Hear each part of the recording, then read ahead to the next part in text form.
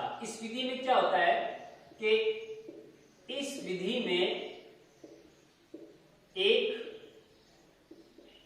पादप के दो अलग अलग भागों को आपस में मिलाकर रोपित किया जाता है। इस विधि में अलग अलग भागों को आपस में मिलाकर रोपित किया जाता है, जिससे एक नया पादप विकसित हो जाता है। एक ही पादप के दो अलग अलग हिस्सों को लिया जाता है, दोनों को आपस में जोड़ा जाता है। वो किस प्रकार जोड़ा जाता है अभी हम आगे देखेंगे। और जोड़ने के बाद में उनका रोपण कर दिया जाता है, तो उससे फिर एक नया पादप विकसित हो जाता है। अच्छा,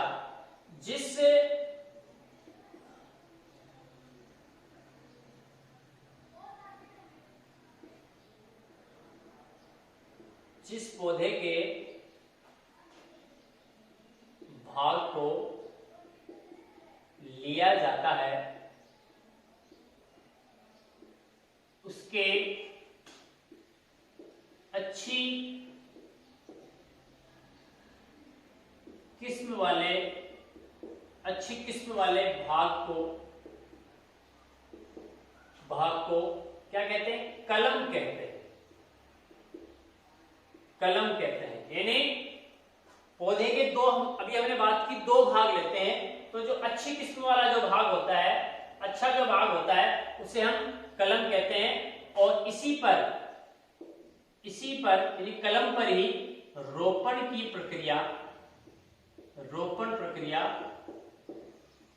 संपन्न होती है। कलम पर ही जो आपके ये रोपण हम पढ़ेंगे, रोपण की जो प्रक्रिया है वो संपन्न होती है। तो पौधे का जो अच्छी किस्म वाला जो भाग होता है उसे हम कलम कहते हैं। एक भाग और होता है, इसे हम स्कंद कहते हैं। अब ये स्कंद क्या होता है? तो ये जो स्कंद होता है वो कलम का आधार बनता है। कलम का आधार बनता है, या जिस पर कलम लगाई जाती है उसे स्कंद कहते हैं। हमने बात की दो भाग, एक भाग तो कलम हो गया पौधे का, दूसरा भाग हो गया स्कंद।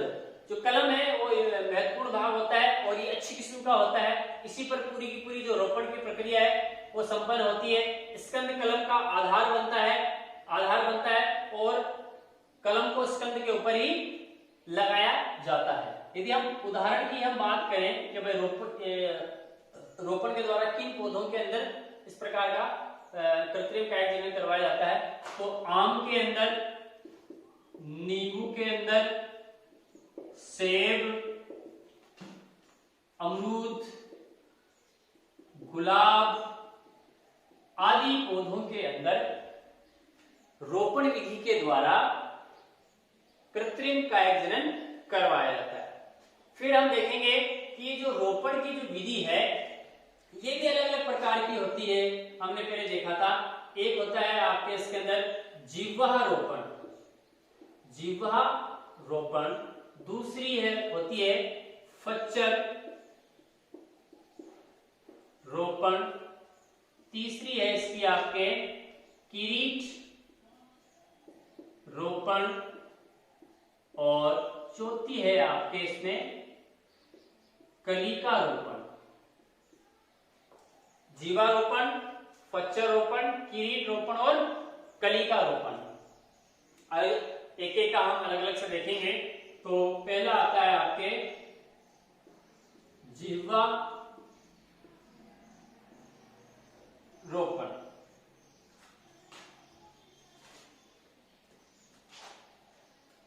इस विधि में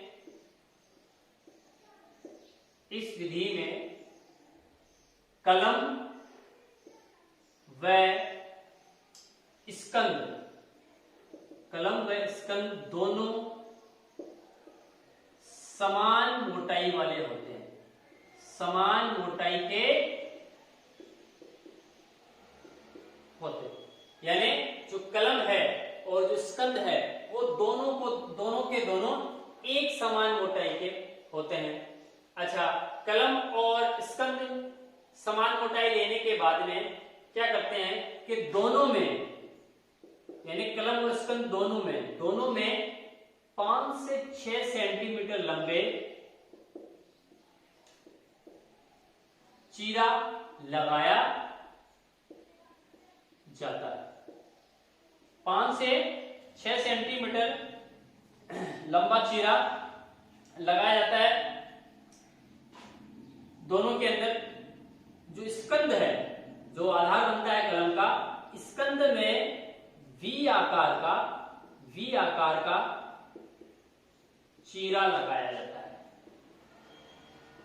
स्कंद में वी आकार का चीरा लगाया जाता है और इस वी आकार के चीरे के अंदर ये जो कलम है उसको रोपित कर दिया जाता है, उसको लगा दिया जाता है। स्कंद में वी आकार का चीरा लगाया जाता है और चीरे लगाने के बाद में उस स्कंद के ऊपर कलम को लगाने के बाद में उसको कसकर बांध दिया जाता है। तो ये होता है जीवारोपण। देखिए कि मान लीजिए ये आपके क्या है, स्कंद है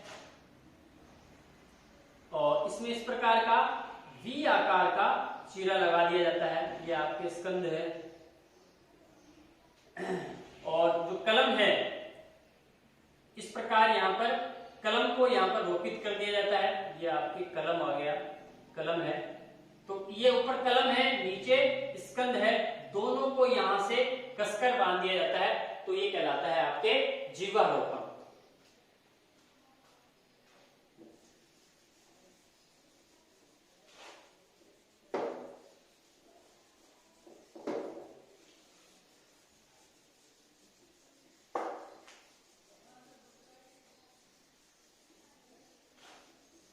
आगे है आपके फच्चर रोपण। फच्चर रोपण स्कंद, इससे पहले वाले के अंदर जीवारोपण के अंदर हमने देखा था कि स्तंभ, कलम और स्कंद दोनों एक समान मोटाई के थे। दोनों में 5 से 6 सेंटीमीटर लंबे चिरे लगाए गए थे और स्कंद के अंदर वी आकार का चिरा लगाया और कलम को हमने लगाया उसके ऊपर और उन दोनों को कसकर बांध दिया। फच्चर रोपण में क्या है, देखो दूसरा कि फच्चर रोपण में, जीवारोपण में तो दोनों की मोटाई समान थी, कलम की और स्कंद की। यहां पर क्या है, फच्चर रोपण में कलम व स्कंद का जो व्यास है वो एक समान होता है। वहां पर तो मोटाई समान थी, यहां पर इन दोनों का व्यास एक समान होता है। स्कंद का व्यास एक समान होता है। स्कंद में वी आकार का व कलम है, उसमें वेज आकार का चीरा लगाकर दोनों को आपस में जोड़ दिया जाता है, बांध दिया जाता है। फच्चर रोपण फिर से देखिए कि फच्चर रोपण में कलम व स्कंद दोनों का व्यास क्या है, एक समान होता है। दोनों में चिरे लगाए जाते हैं। स्कंद में वी आकार का और कलम में वेज आकार का चिरा लगाया जाता है। चिरे लगाने के बाद में दोनों को आपस में जोड़ दिया जाता है और उन दोनों को कसकर बांध दिया जाता है, जिससे फिर एक नया पौधा विकसित हो जाता है। तीसरा है आपके किरीट रोपण। किरीट रोपण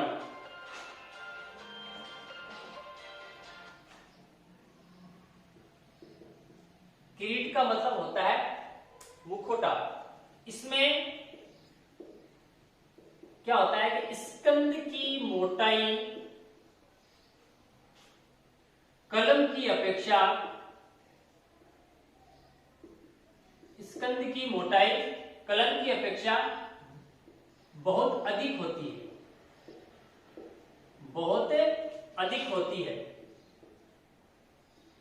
जैसे मान लो कि ये आपके हो गया स्कंद, तो ये स्कंद है, इसकी मोटाई काफी अधिक है।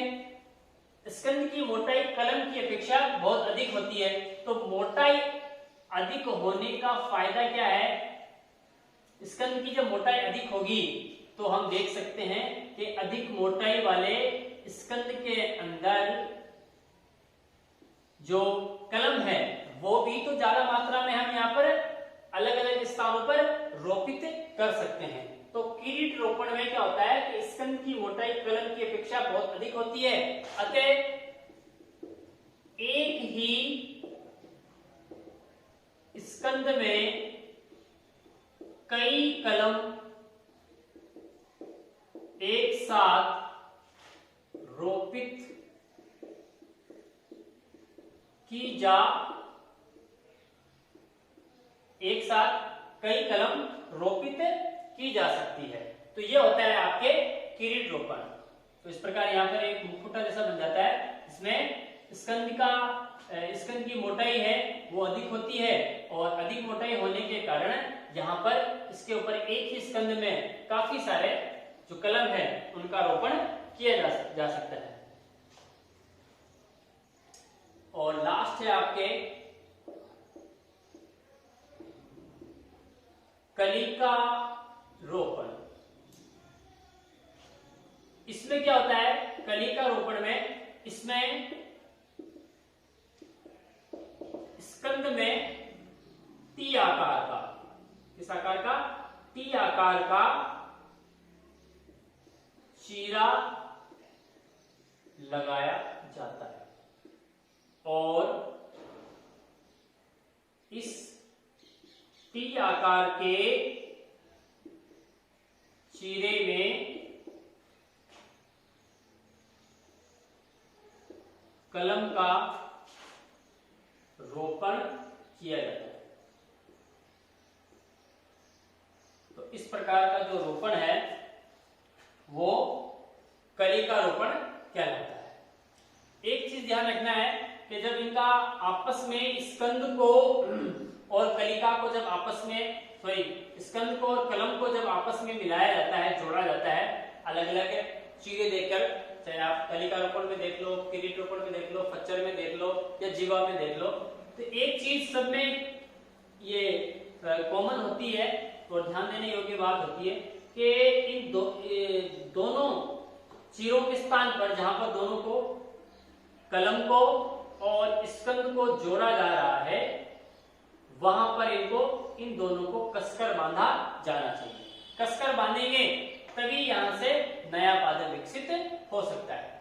तो ये आपके अब दोनों हो गए, अलैंगिक जनन के सारे भाग हो गए। फिर से एक बार हम इसका रिवाइज कर लेते हैं। आगे हम लैंगिक जनन पढ़ने वाले हैं, लेकिन उससे पहले पुनः अलैंगिक जनन के बारे में एक बार पुनः रिवाइज करते हैं। तो अलैंगिक जनन हमने देखा है कि इस प्रकार का जनन होता है जिसमें अर्धसूत्रण नहीं होता है और ना ही युग्मकों का संलयन होता है, तो उसे हम अलैंगिक जनन कहते हैं। चूंकि इसमें अर्धसूत्रण नहीं होता, युग्मकों का संलयन भी नहीं होता, इसलिए इसे हम असंग जनन भी कहते हैं। अलैंगिक जनन मुख्यतः दो प्रकार से होता है, अनिषेक बीजता और कायिक जनन, या आप उसको कायिक प्रवर्धन भी कह सकते हैं। अनिषेक बीजता में क्या होता है कि इसके अंदर पादप का जो परिवर्तन है वो किसमें होता है? वो बीज में होता है, लेकिन फिर भी इनके अंदर युग्मकों का संलयन नहीं होता है। यह है अनिषेक बीजता। कायिक जनन या कायिक प्रवर्धन यानी बीज के अलावा, यानी जब कोई पादप का पुनरुद्भवन या नया, पुनरुद्भवन का मतलब होता है नया पादप विकसित होना। जब किसी पादप का पुनरुद्भवन बीज के अलावा पौधे के अन्य भागों से होता है, पादप के अलग अलग पार्ट से होता है, तो उसे हम कायिक जनन कहते हैं या कायिक प्रवर्धन कहते हैं। अब ये जो कायिक जनन होता है वो भी मुख्यतः दो प्रकार से होता है, एक प्राकृतिक कायिक जनन होता है और एक क्या होता है, कृत्रिम कायिक जनन। प्राकृतिक कायिक जनन की यदि हम बात करें तो प्राकृतिक कायिक जनन के अंतर्गत जैसे कि पहले हमने बात की है कि भाई बीज के अलावा इसमें आप पत्ती भी हो सकती है, जड़ भी हो सकता है, तना भी हो सकता है, ठीक है। इनसे जब पादप विकसित होते हैं तो उसे हम प्राकृतिक कायिक जनन कहते हैं। जैसे यदि हम तनों की हम बात करें, तनों के द्वारा नए पादप विकसित होते हैं, तो आप देख सकते हो आलू है जो कि कंद का उदाहरण है, आपके अरबी है जो कि ये धनकंद का उदाहरण है, प्रकंद है, शलकंद है, प्याज, लहसुन। इसी प्रकार जो जड़ों के द्वारा भी कायिक प्रवर्धन होता है, जैसे नीम और शीशम।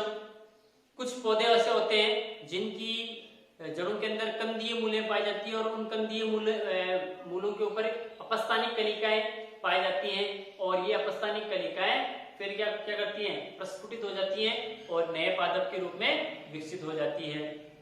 एक पत्तियों के द्वारा भी प्राकृतिक कायिक जनन होता है। आपने देखा होगा पत्थर चट्टा होता है, जिसे हम ब्रायोफिल्म कहते हैं, तो ब्रायोफिल्म के किनारों पर अपस्थानिक कलिकाएं पाई जाती हैं। उन अपस्थानिक कलिकाओं से नए पौधे विकसित हो जाते हैं। यदि जब उस पत्ती को उचित वातावरण मिलेगा, नमी मिली है, तो फिर वो नया पादप विकसित हो जाता है। इसी प्रकार एक पादप होता है बिगोनिया के पर्णवृंत और पर्णशिराओं के किनारों पर भी अपस्थानिक कलिकाएं पाई जाती हैं, उनसे भी नए पादप विकसित हो जाते हैं। एक होता है आपके जनन अंगों द्वारा कायिक जनन। कुछ पौधों के में पुष्प कलिकाओं के स्थान पर प्रे कलिकाएं पाई जाती हैं, और ये प्रे कलिकाएं जब टूटकर जमीन पर नीचे गिरती हैं तो और उनको जब उचित वातावरण मिलता है तो उनसे भी नए पादप विकसित हो जाते हैं। जैसे राममांस में ऐसा होता है, रतालू में ऐसा होता है, ठीक है। तो ये तो थे आपके प्राकृतिक कायिक जनन। फिर हमने पढ़ा है कृत्रिम कायिक जनन। कृत्रिम कायिक जनन होता है उसके अंदर 3 भाग होते हैं। कृत्रिम कायिक जनन के अंदर एक तो होता है आपके कर्तन, ठीक है, एक कर्तन के बाद में एक होता है आपके रोपण, और एक होता है आपके वायुदाब और टीलादाब विधि, ठीक है। अब कर्तन के अंदर क्या होता है कि कर्तन का मतलब होता है काटना, छोटे छोटे टुकड़ों में काटना। कर्तन में भी दो भाग किए गए हैं, स्तंभ कर्तन और मूल कर्तन। स्तंभ कर्तन में क्या होता है कि किसी एक पादप के स्तंभ को लिया जाता है, उसके छोटे छोटे टुकड़े किए जाते हैं और टुकड़े करने के बाद में उसका रोपण कर दिया जाता है। जब हम रोपण करते हैं, जिस पादप के स्तंभ का हमने रोपण किया है, तो वो रोपण किससे प्रभावित होता है, वो 3 चीजों से प्रभावित होता है कि जिस पादप का स्तंभ हमने लिया है उस पादप की आयु, उस पादप की लंबाई, और साथ ही साथ जहां जिस वातावरण में हमने उस पादप का उस स्तंभ का हम रोपण कर रहे हैं वहां का वातावरण, ये तीनों चीजें हैं वो बहुत ज्यादा प्रभावित करते हैं। उसके बाद में दूसरा भाग है इसका मूल कर्तन। जब किसी पादप के मूल को छोटे छोटे टुकड़ों में काटकर उसको जब ऊर्ध्व स्थिति में लगाया जाता है, तो ऊर्ध्व स्थिति में लगाने पर क्या होता है कि उसकी अपस्थानिक जो कलिकाएं होती हैं, अपस्थानिक कलिकाएं होती हैं वो ऊर्ध्व स्थिति में उपस्थित होती हैं, और जब हम मूलों को काटकर ऊर्ध्व स्थिति में लगाएंगे तो वहां पर उपस्थित जो अपस्थानिक कलिकाएं हैं वो प्रस्फुटित हो जाएंगी, अंकुरित हो जाएंगी, और उससे नए पादप विकसित हो जाएंगे। उसके बाद में फिर हमने पढ़ा था रोपण। रोपण में हमने जीवारोपण, फच्चर रोपण, क्रीड रोपण और कलम रोपण अभी हमने पढ़ा है। तो ये तो होता है आपका पूरा अलैंगिक जनन। उसके बाद में दूसरा पार्ट है इसका लैंगिक जनन।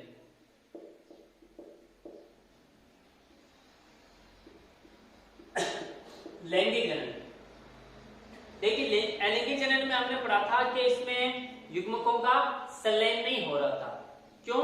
क्योंकि इसमें नर और मादा का किसी भी प्रकार सा, नर और मादा युग्मकों का संलयन नहीं हो रहा था, नर और मादा का आपस में कोई संपर्क नहीं हो रहा था। लेकिन लैंगिक जनन में ऐसा नहीं होता।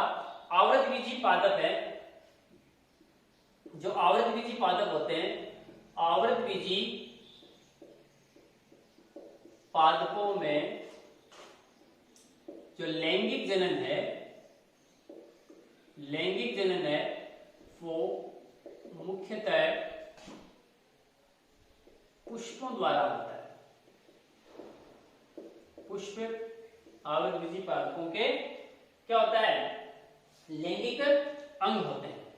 आवृतबीजी पादपों में लैंगिक जनन किसके द्वारा होता है, पुष्पों में होता है। और पुष्प क्या होते हैं, पुष्प एक सीमित वृद्धि करने वाले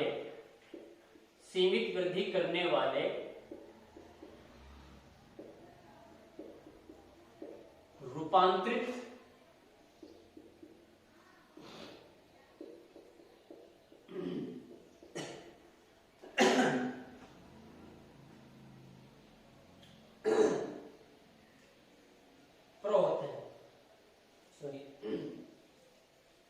आवृतबीजी पादपों में लैंगिक जनन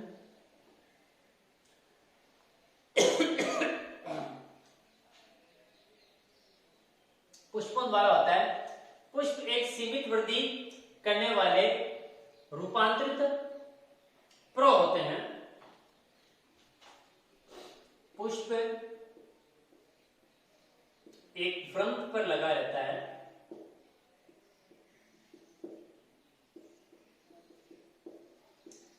जिसे पुष्प वृंत कहते हैं। क्या कहते हैं, यानी पादप में पुष्प जिस स्थान से लगा हुआ होता है, जिस स्थान के द्वारा लगा हुआ होता है, उसे हम पुष्प वृंत कहते हैं। और इस पुष्प वृंत का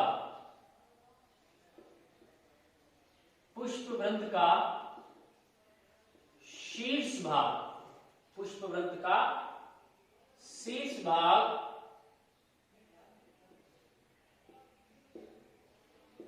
चौड़ा होकर फूली हुई संरचना बनाता है। फूली हुई संरचना बनाता है, जिसे पुष्पासन, जिसे हम क्या कहते हैं, पुष्पासन कहते हैं। तो आवृतबीजी पादपों में लैंगिक जनन है वो मुख्यतः पुष्पों के द्वारा संपन्न होता है। पुष्प क्या होते हैं, पुष्प एक सीमित वृद्धि करने वाले लैंगिक अंग होते हैं, सीमित वृद्धि करने वाले रूपांतरित प्र होते हैं। अच्छा, पुष्प है वो एक वृंत पर लगा रहता है, जिसे पुष्प वृंत कहते हैं। और पुष्प वृंत का शीर्ष भाग क्या होता है, चौड़ा होकर एक फूली हुई संरचना बनाता है, जिसे पुष्पासन कहते हैं।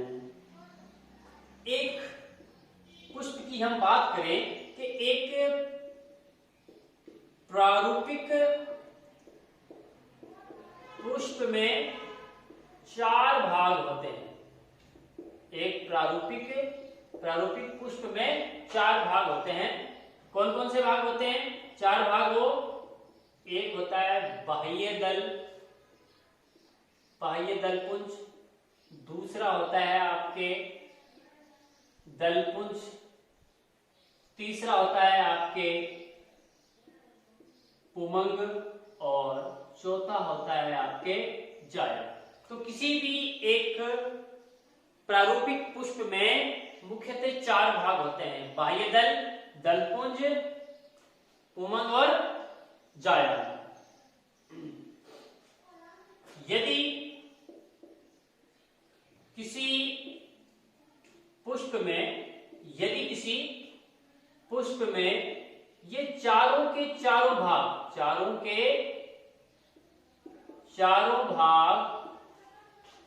उपस्थित होते हैं, चारों के चारों भाग उपस्थित होते हैं, तो वह पुष्प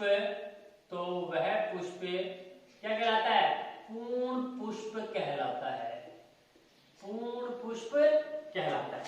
यानी जिसके अंदर जिस पुष्प यदि किसी पुष्प के चारों भाग उपस्थित होते हैं, यदि किसी पादप में किसी पुष्प के में चारों के चारों भाग कौन से? बाह्य दलपुंज, दलपुंज, पुमंग और जायांग, ये चारों भाग यदि उपस्थित हैं किसी पुष्प के अंदर, तो इस प्रकार का जो पुष्प है वो क्या कहलाएगा? वो पूर्ण पुष्प कहलाता है। जैसे सरसों और मटर में ये जो पुष्प हैं उनमें चारों भाग उपस्थित रहते हैं, अधिकांश पुष्पों में रहते हैं, तो ये पूर्ण पुष्पी होते हैं। लेकिन यदि चारों भागों में से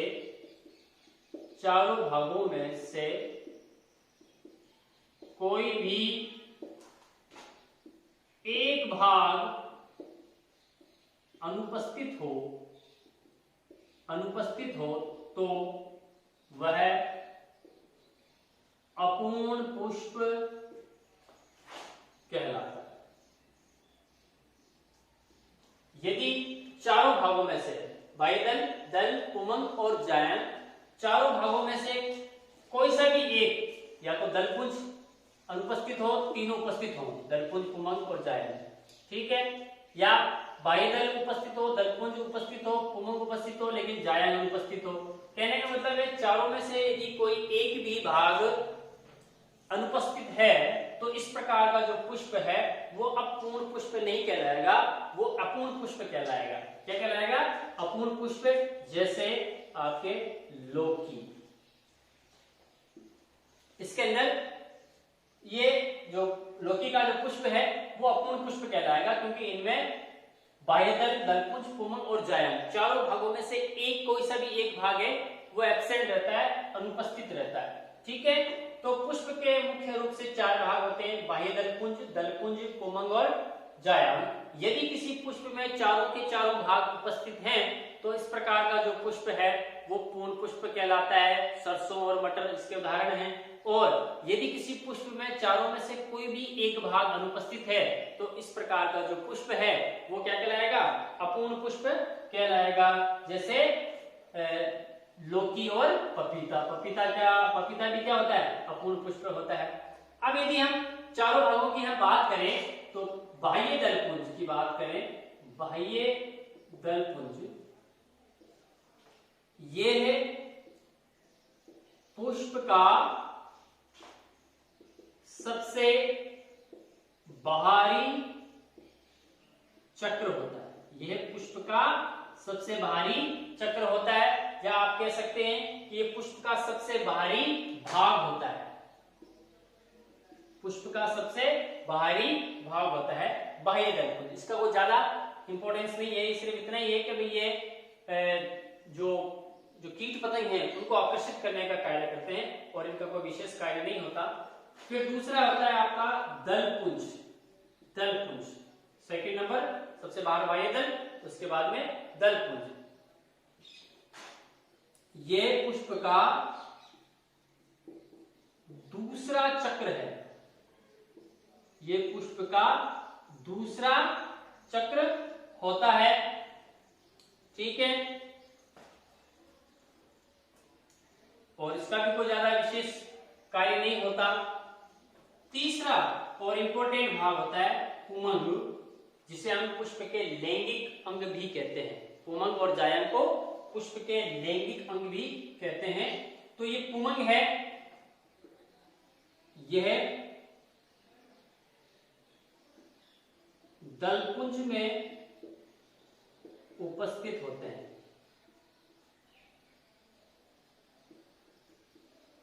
यानी बाह्यदल, दलपुंज और उसके बाद में ये पुमंग होते हैं। और पुमंग है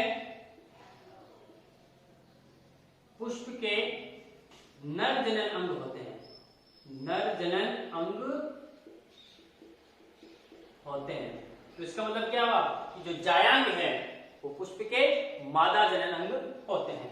तो ये जो पुमंग है ये दलपुंज में उपस्थित होता है, या आप कह सकते हो दलपुंज के बाद में तीसरे नंबर पर ये उपस्थित होता है पुमंग। और ये पुमंग है वो पुष्प के नर जनन अंग होते हैं। पुमंग और जायंग क्या है?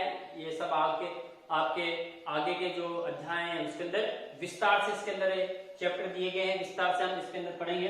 अभी फिलहाल इतना ही है इसके अंदर कि जो पुमंग होते हैं वो पुष्प के नर जननांग होते हैं और ये दलपुंज में उपस्थित होते हैं।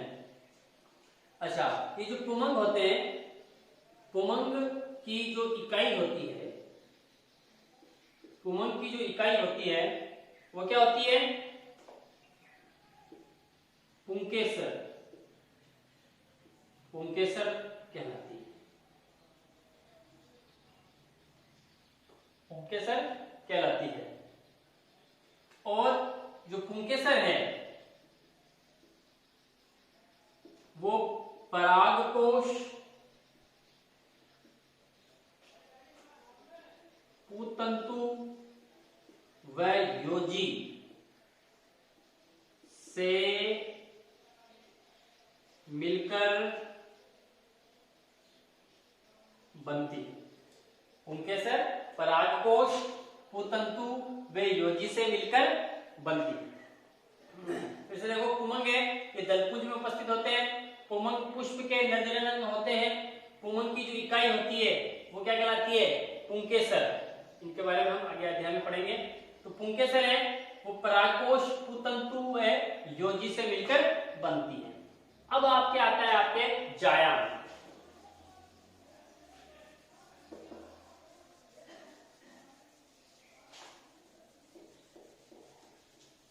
जायांग,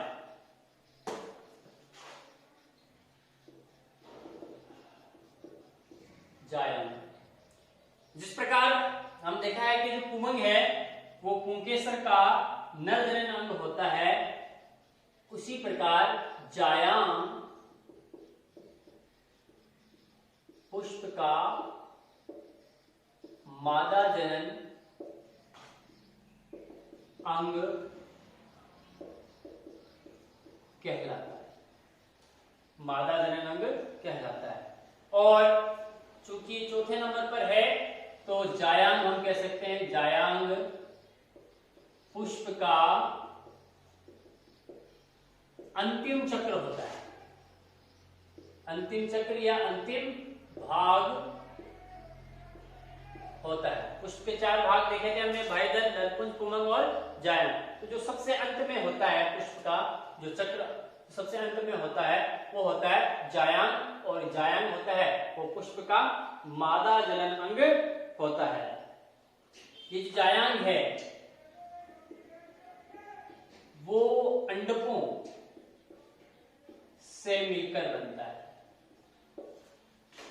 या आप कह सकते हो कि जायांग की इकाई अंडक होते हैं। जिस प्रकार पुमंग की इकाई पुंकेसर होते हैं, उसी प्रकार जायांग की इकाई क्या होते हैं? अंडक होते हैं। हमने देखा था कि जो पुंकेसर है वो 3 भागों से मिलकर बनते हैं, परागकोश, पूतंतु और योजी।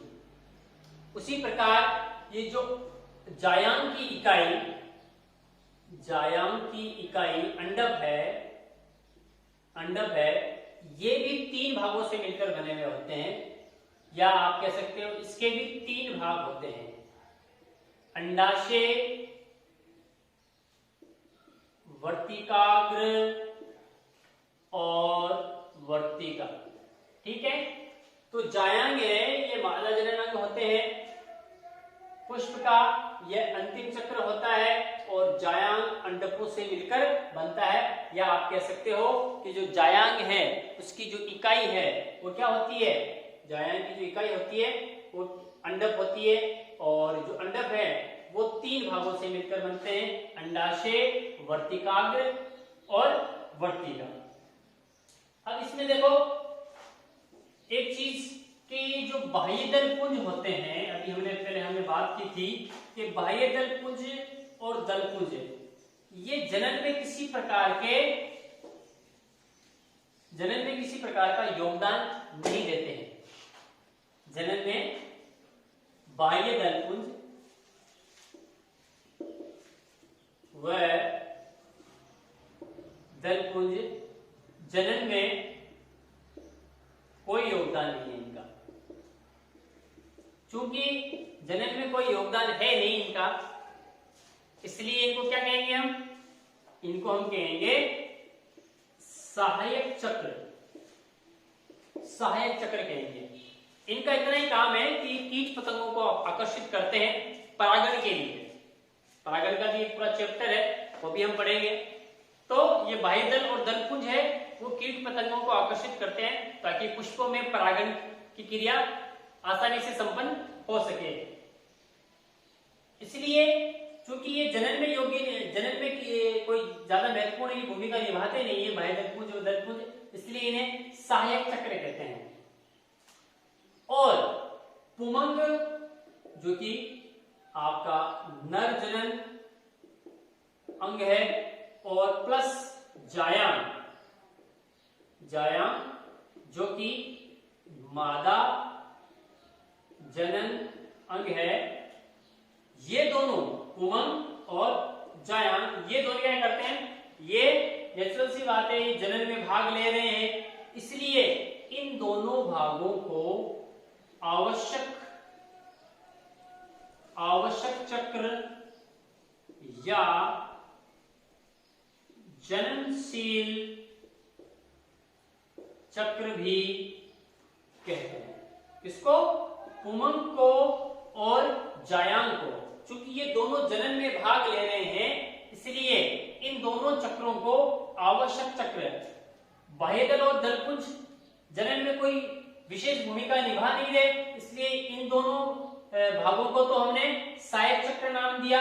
पुमंग और जायांग है, ये जनन में बहुत जनन के अंदर सबसे महत्वपूर्ण भूमिका ये निभाते हैं, इनके बिना जनन होगा नहीं, इसलिए इन्हें आवश्यक चक्र भी कहते हैं या जननशील चक्र भी कहते हैं। तो इस प्रकार आवृतबीजी पादपों में जो लैंगिक जनन है वो इस प्रकार संपन्न होता है। फिर से देख लीजिए, आवृतबीजी पादपों में लैंगिक जनन है वो पुष्पों के द्वारा संपन्न होता है। अच्छा, पुष्प क्या है? पुष्प एक रूपांतरित प्रो होते हैं जो कि एक सीमित मात्रा में क्या करते हैं? वृद्धि करते हैं। सीमित मात्रा में वृद्धि करने वाले एक रूपांतरित प्रो वो पुष्प कहलाते हैं। पुष्प मुख्यतः पुष्प वृंत से किसी पादप पर लगे हुए होते हैं। पुष्प वृंत का जो शीर्ष भाग होता है और वो फूला हुआ होता है, तो पुष्प वृंत का शीर्ष भाग फूलकर एक संरचना बनाता है जिसे पुष्पासन कहते हैं। पुष्प आसन, पुष्प का आसन जहां पर पुष्प स्थित है, पुष्पासन कहते हैं। किसी भी एक प्रारूपिक पुष्प में मुख्यतः 4 भाग होते हैं: दलपुंज, बाह्य दलपुंज, पुमंग और जायांग। दलपुंज, बाह्य दलपुंज, पुमंग और जायांग, ये 4 भाग एक प्रारूपिक पुष्प में होते हैं। जिस पुष्प में ये चारों के चारों भाग उपस्थित होते हैं, ऐसा पुष्प पूर्ण पुष्प कहलाता है। जैसे सरसों और मटर के अंदर बाह्यदल भी उपस्थित होता है, दलपुंज भी होता है, पुमंग भी होता है और जायांग भी होता है। चूंकि दोनों चारों हैं इसके अंदर, तो ये पूर्ण पुष्प कहलाएगा। लेकिन यदि इन चारों भागों में से या चारों चक्रों में से कोई एक भी भाग अनुपस्थित है, मान लीजिए 4 में से 3 है, 1 नहीं है, या 2 है, 2 अनुपस्थित है, कुछ भी हो सकता है। तो यदि एक भी भाग अनुपस्थित है तो इस प्रकार का जो पुष्प है वो अपूर्ण पुष्प कहलाता है। और इसका उदाहरण है पपीता और लौकी, इनके अंदर चारों भाग एक साथ उपस्थित नहीं होते।